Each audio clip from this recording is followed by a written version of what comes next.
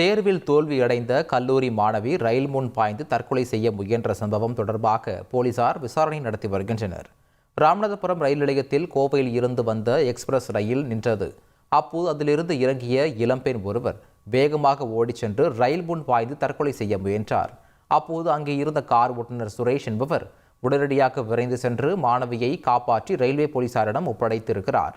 விசாரணையில் கல்லூரியில் படித்து வரும் மாணவி தேர்வில் தோல்வியடைந்ததால் தற்கொலைக்கு முயன்றது தெரிய வந்துள்ளது. இதனைத் தொடர்ந்து மாணவியின் பெற்றோர்களுக்கு போலீசார் தகவல் அளித்துள்ளனர். ஒரு பொண்ணு பார்த்தா திடீர்னு ட்ரெயின்லேருந்து இறங்கி இன்ஜின் ஓடி முன்னாடி விலகில நாங்கள் தடுத்து இழுத்து மறுபடியும் பார்த்தா தடுத்து. ஆனால் என் கையை விடுன்னு சொல்லிட்டு பக்கத்தில் அருகாயில் ஒரு ஊர்னிக்கார இருந்துச்சு, அதுலேயும் விழுந்து என்னன்னு கேட்கல. இந்த மாதிரி எனக்கு இருக்க பிடிக்கல, என் ஊர் சொந்த ஊர் கோயம்புத்தூர், நான் அந்த மாதிரி எக்ஸாமில் ஃபெயில் ஆகிட்டேன், நான் தற்கொலை பண்ண போகிறேன், என்னை விட்டுருங்கன்னு சொல்லவும் அவர் அங்கே பிடிச்சி ரயில்வேலேருந்து ஒப்படைச்சிருக்கான்.